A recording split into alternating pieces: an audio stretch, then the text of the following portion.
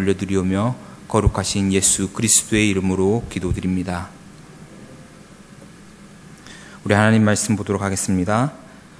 오늘 우리에게 주신 하나님 말씀은 신약성경 로마서 12장 1절 2절 말씀입니다.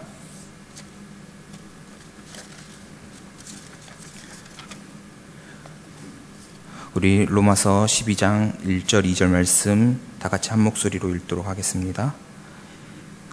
같이 읽겠습니다. 그러므로 형제들아, 내가 하나님의 모든 자비하심으로 너희를 권하노니 너희 몸을 하나님이 기뻐하시는 거룩한 산 제물로 드리라. 이는 너희가 드릴 영적 예배니라. 너희는 이 세대를 본받지 말고 오직 마음을 새롭게 하고 변화를 받아 하나님의 선하시고 기뻐하시고 온전하신 뜻이 무엇인지 분별하도록 하라. 아멘. 오늘도 이 말씀을 통하여서 하나님의 은혜와 사랑이 가득한 하루가 되시기를 바랍니다. 여러분 반갑습니다. 처음으로 이렇게 대면 예배 속에서 인사를 드리게 되었네요. 많이 떨리는데 그래도 하나님의 말씀을 전하도록 하겠습니다.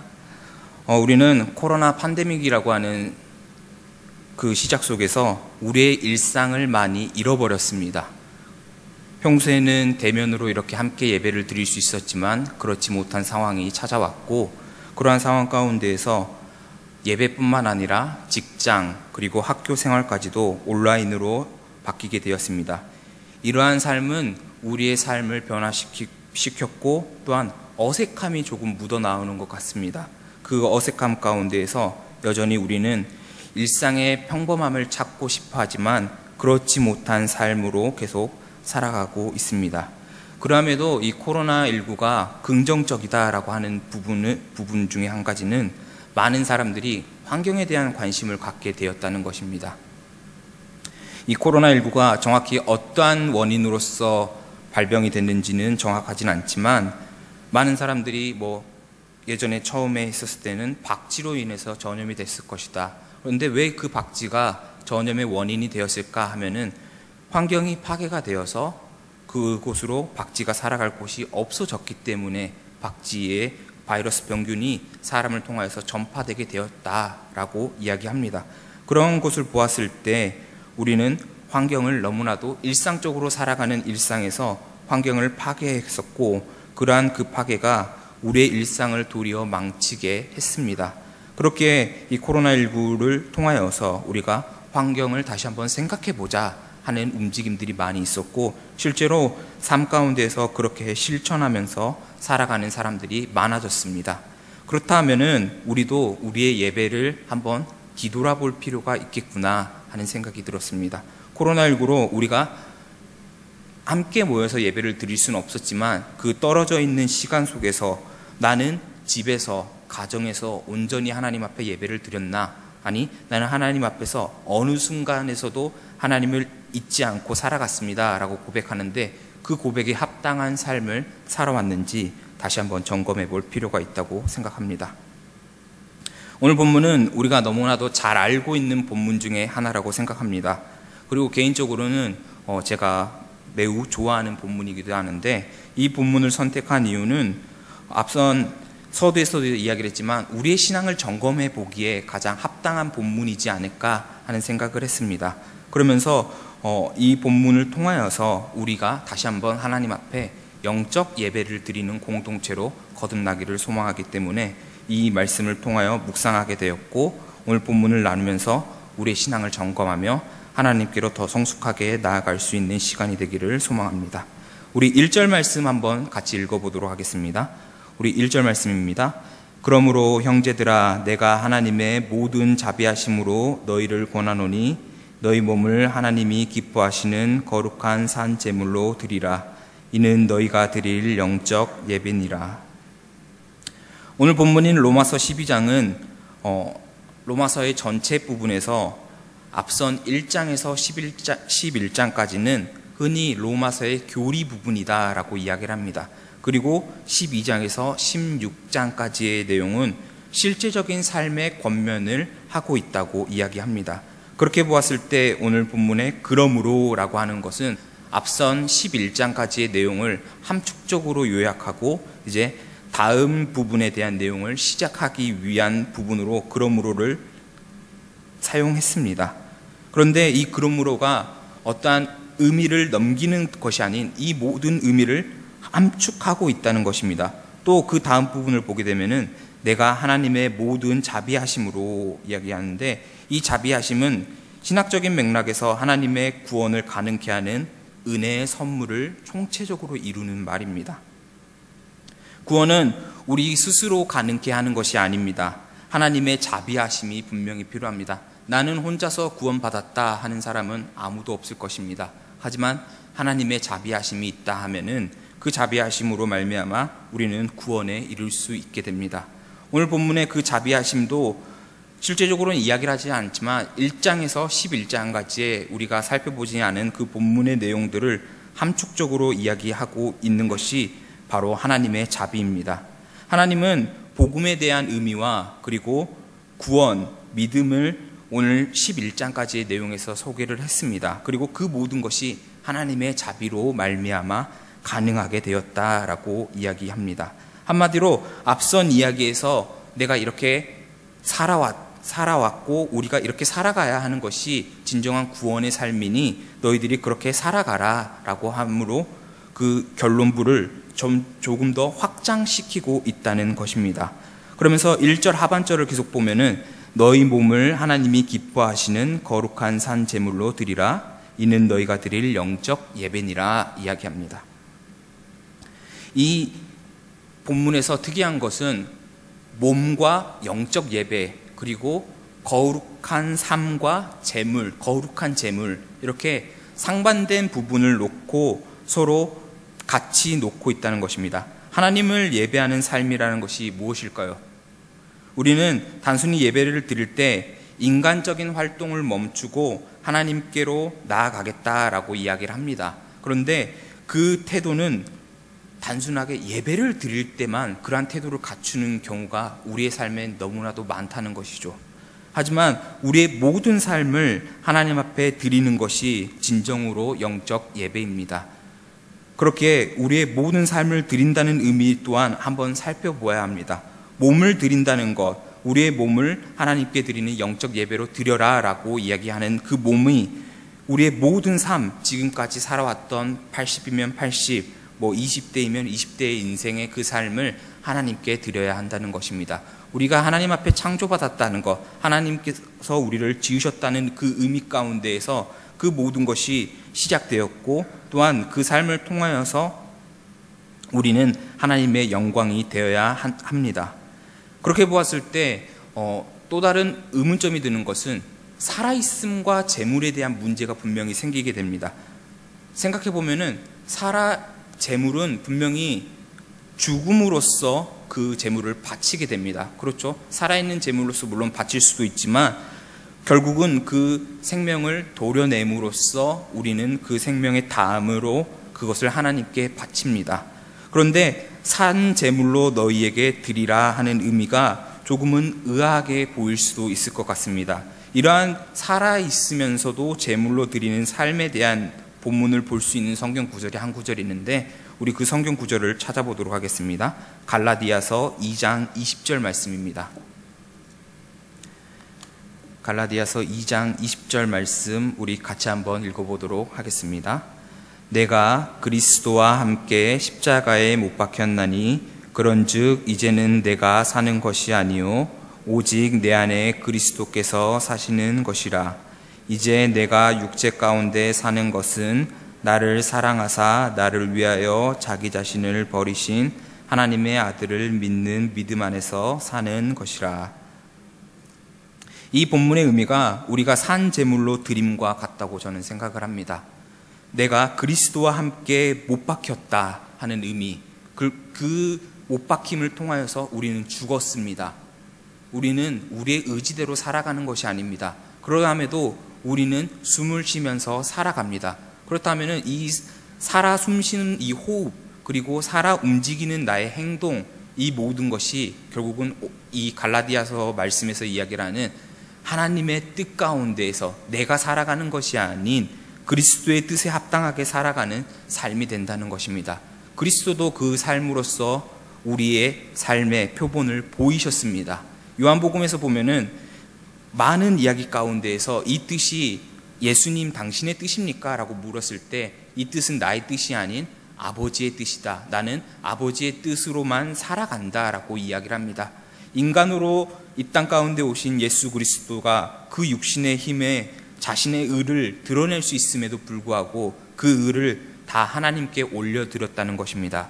우리가 거룩한 산 제물로 산다는 의미, 그 의미는 결국은 내가 살아있고 분명히 숨을 쉬면서 움직임에는 분명합니다. 하지만 그 뜻에서 내가 아닌 나를 죽이고 그리스도로 살아가는 삶이 산제물로 살아가는 것입니다. 그런데 우리는 얼마나 우리의 삶 가운데서 내 욕심대로 살아갔습니까? 그렇죠. 우리는 갈등이 생기고 흔히 복잡한 일이 생기게 되면은 하나님의 말씀을 잊어버리고 하나님의 말씀을 생각하지 않으면서 내가 생각해왔던 이해, 내가 생각해왔던 용서의 범위, 내가 사랑할 수 있는 사랑의 범위대로 살아갔습니다. 하지만 하나님이 요구하시는 하나님의 뜻대로 살아가는 그러한 사랑은 그 사랑을 뛰어넘습니다. 아니 오히려 나를 더 죽여야 하는 것이죠. 얼마나 죽여야 하냐면은 십자가에서 모든 물과 피를 쏟으신 그 그리스도의 사랑처럼 우리도 우리 자신을 그렇게 죽여야 하는 것입니다. 그렇게 다 쏟아내셨을 때 그리스도는 부활하셨고 우리의 영광이 되셨습니다. 그렇다 하면은 우리도 나를 다 죽일 수는 없죠. 매번 넘어지죠. 하지만 그럼에도 계속 죽이려고 노력하고 죽이는 삶 가운데에서 그리스도가 그 나의 삶을 이끌어가는 과정으로서 우리를 인도하시는 그 인도를 따라야 함을 이야기하고 있습니다. 그런데 우리는 정말로 욕심에 넘어집니다.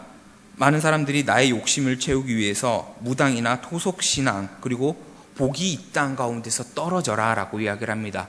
기독교의 신앙 가운데서 주시는 복 또한 그렇게 받아들이고 살아가고자 하는 사람들이 너무나도 많이 있습니다. 그런데 저는 우리가 이미 복을 받았다라고 생각합니다.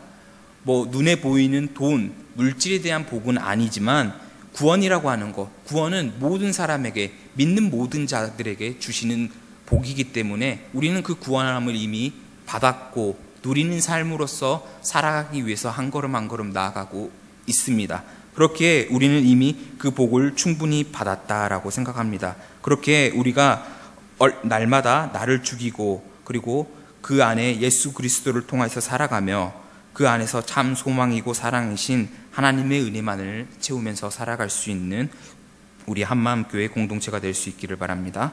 우리 계속해서 2절 말씀을 보도록 하겠습니다. 우리 2절 말씀도 같이 한번 읽어보도록 하겠습니다. 너희는 이 세대를 본받지 말고 오직 마음을 새롭게 함으로 변화를 받아 하나님의 선하시고 기뻐하시고 온전하신 뜻이 무엇인지 분별하도록 하라.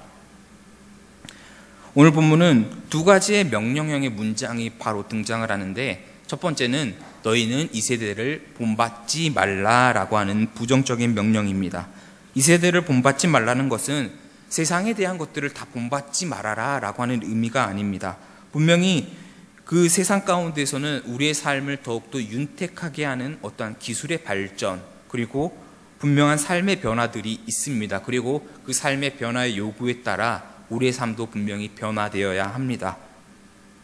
그럼에도 분명하게 신앙을 방해하고 신앙을 저해하는 요소들이 있었을 때에는 우리는 그것을 철저하게 부정해야 합니다. 그것에 대해서 본받지 않아야 합니다. 본받지 말라고 하는 것은 생각보다 쉽지 않습니다. 왜냐하면 우리가 손해볼 때가 더 많기 때문입니다. 창세기에 보면은 요셉이 나오는데 요셉이 보디발의 아내의 유혹에 휩싸이게 됩니다. 그런데 그 유혹을 피했음은 우리가 너무나도 잘 알고 있습니다. 그런데 그 피함의 결과가 어떻게 되었습니까?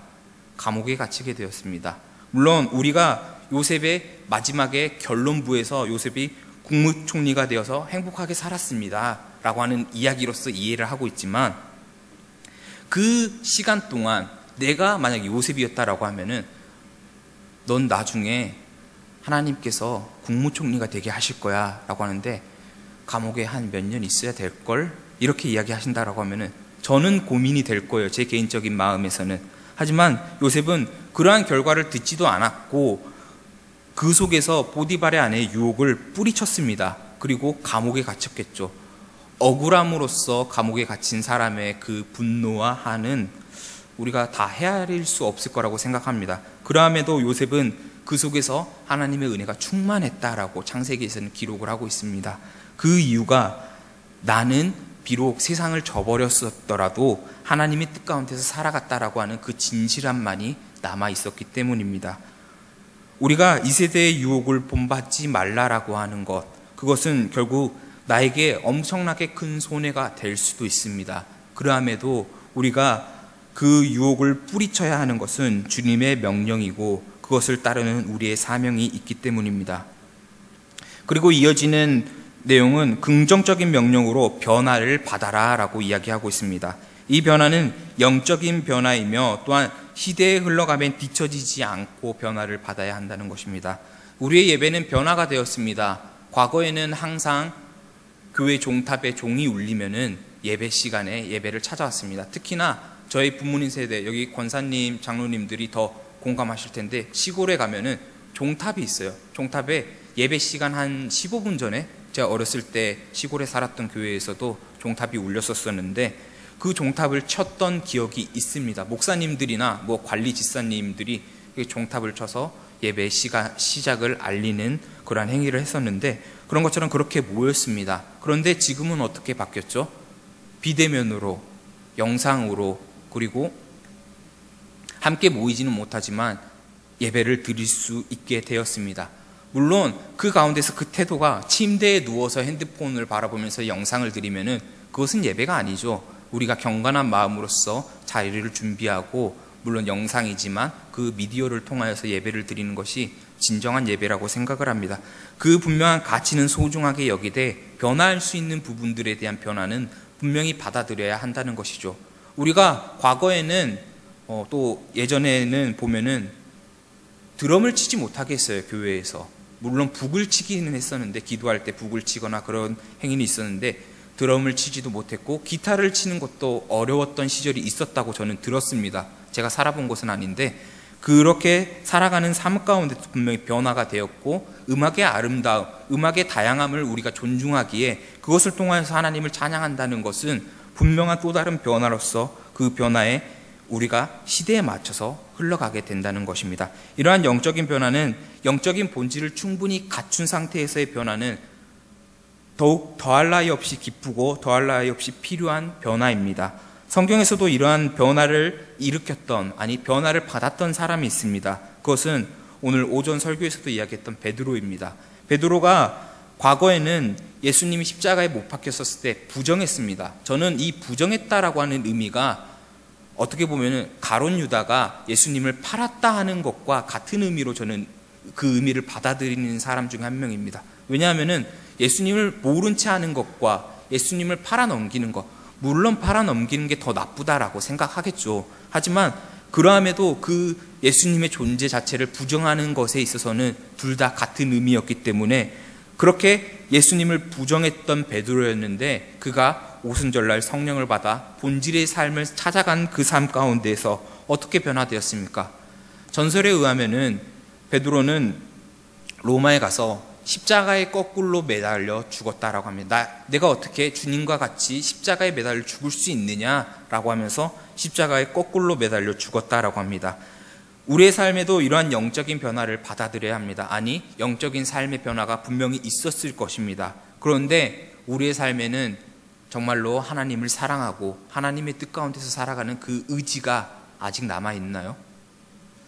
많은 사람들이 그 의지를 떨어뜨리고, 아니 잊어버리고 살아가는 경우가 참 많다고 합니다. 그렇게 우리가 날마다 주님께 더 변화되어야 하고 그 구원의 완성의 길은 그 변화를 통하여서 이루어져 가는 것입니다. 성경에 보면은 교리 가운데 성화의 삶을 살아야 한다는 이야기가 있습니다. 성화는 단순하게 우리가 그리스도의 십자가를 받아들이고 구원받은 삶의 이유에서 그 구원이 끝났다. 난 구원받았어. 이제 자유해. 난 하나님의 뜻 가운데서 살아가는 천국을 갈 거야 하는 삶으로서 멈추는 것이 아닌 그 삶을 계속 이어가는 그리스도로 닮아가는 그리스도의 삶으로 닮아가는 삶을 성화의 과정이다라고 합니다. 우리는 그 성화의 과정을 너무나도 쉽게 잊어버리고 살아갑니다. 그럼에도 오늘 본문에서 변화를 받아야 한다는 그 의미가 결국은 그 성화의 삶으로서 우리의 삶을 변화시켜야 합니다. 이렇게 상반절은 본받지 말아야 할 것과 변화되어야 할 것의 긍정적이면서도 부정적인 두 가지의 이야기를 합니다. 그것을 결론부에 있어서는 온전하신 뜻이 무엇인지 분별하도록 하라라고 하는 결론으로서 이야기를 합니다. 성경은 우리에게 제약 간의 분별을 분명히 요구합니다. 그런데 아담으로 통하여서 우리는 원죄를 가지게 되었습니다. 그 원죄는 선악과를 따먹은 행위죠. 그런데 여러분에게 제가 질문하겠습니다. 그렇다면은 선악을 분별할 수 있는 행위는 잘못된 것일까요? 어떻게 생각하세요? 나는 이제 선악 그냥 그런 거 안 따지고 살아도 되겠네 라고 사는 게 좀 더 편할까요? 아니면은 선악을 분별하면서 살아가야 할까요? 그러함에도 우리는 선악을 분별해야 합니다. 그것은 당연한 것이죠. 그러함에도 아담이 선악을 분별하는 열매를 따먹었다 하는 이유로서 우리 인간은 제약된 존재로서 원죄를 받고 살아가는 존재가 되었다는 것입니다. 참 아이러니하죠. 선악을 분별해야 하는데 선악과를 따먹었다는 이유로서 죄인이 됐다는 것. 그런데 그 기준, 선악을 분별할 수 있는 기준이 누구에게 있습니까? 여러분에게 있죠. 우리 스스로에게 있죠. 그것이 죄입니다. 우리는 하나님의 뜻 가운데서 처음에 창조되었을 때 하나님의 뜻으로서 선악을 구별했었습니다. 하나님께서 해야 할 것과 하지 말아야 할 것을 구별해 주셨고 그 해야 할 것과 하지 말아야 할 것을 놓고 우리는 에덴에서 평화롭게 살아가는 존재였다는 것입니다. 그런데 선악과를 따먹음으로써 나의 기준으로서 세상을 바라보고 나의 아내였던 아담이 하와를 바라보니 부끄러운 존재였던 거죠. 그래서 나뭇잎으로 이제 몸을 가리기 시작했고 그럼에도 이 여자 때문에 내가 이 열매를 따먹게 되었습니다 하는 비판을 하기 시작했다는 것입니다. 이러한 것들이 우리의 기준으로 살아가는 그 기준에서의 선악의 분별함에 대한 것을 하지 말아야 함을 분명하게 오늘 본문이 이야기를 합니다. 그러면서도 여기 오늘 본문에서 이야기하는 것, 하나님의 선하시고 기뻐하시고 온전하신 뜻이 무엇인지 분별하라 라고 이야기를 함으로써 하나님의 뜻 가운데서 우리가 분별해야 함을 이야기를 하고 있습니다. 최근에 이런 기도문을 제가 본 적이 있습니다.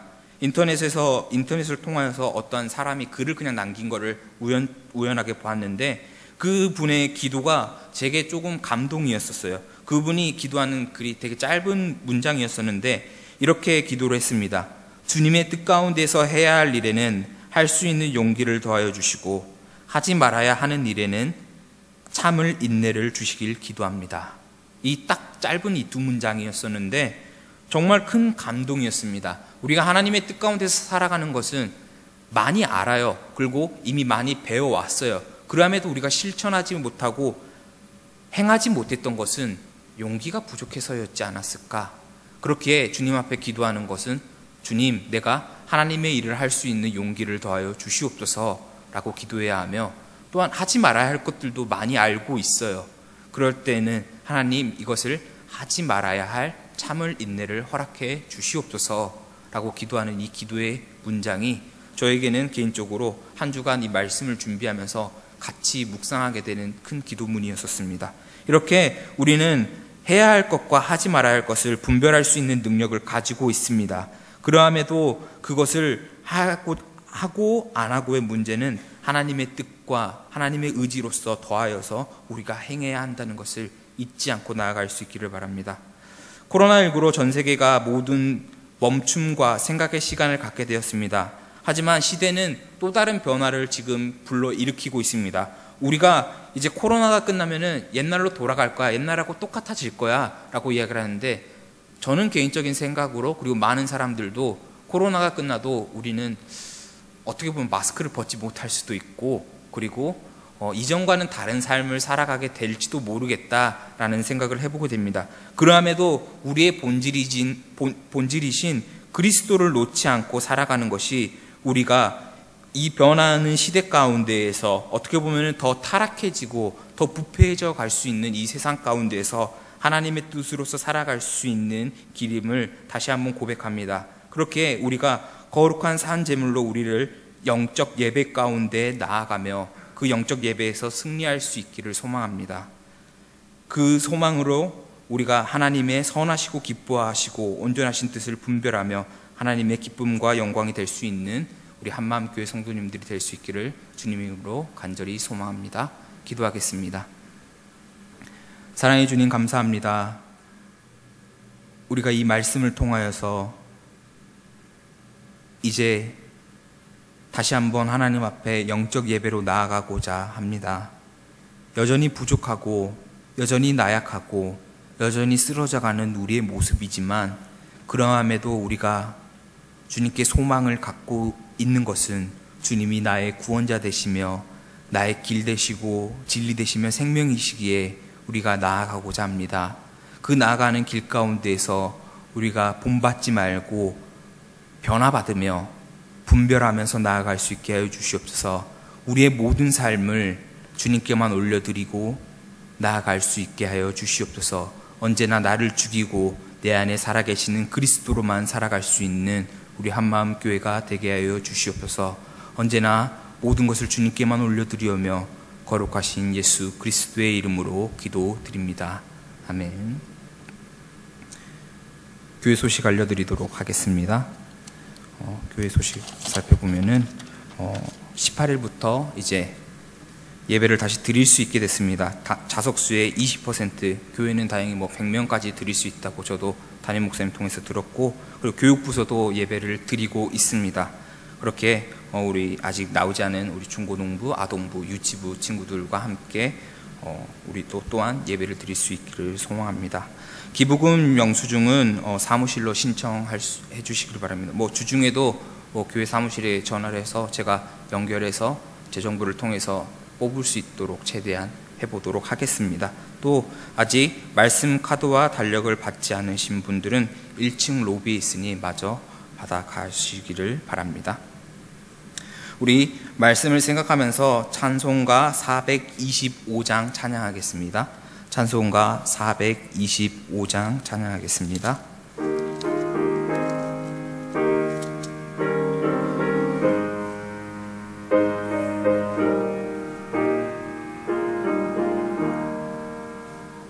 주님의 뜻을 이루소서. 고요한 중에 기다리니 진흙과 같은 날 빚으사 주님의 형상 만드소서. 주님의 뜻을 이루소서. 주님 발 앞에 엎드리니 나의 맘속을 살피시사 눈보다 희게 하옵소서. 주님의 뜻을 이루소서. 병들어 몸이 피곤할 때 권능의 손을 내게 펴사 강건케 하여 주옵소서. 주님의 뜻을 이루소서. 온전히 나를 주장하사 주님과 함께 동행함을 만민이 알게 하옵소서. 아멘.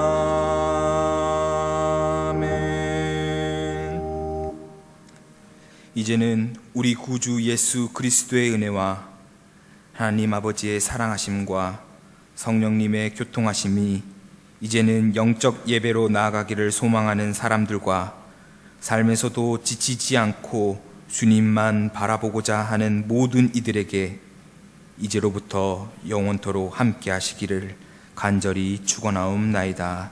아멘.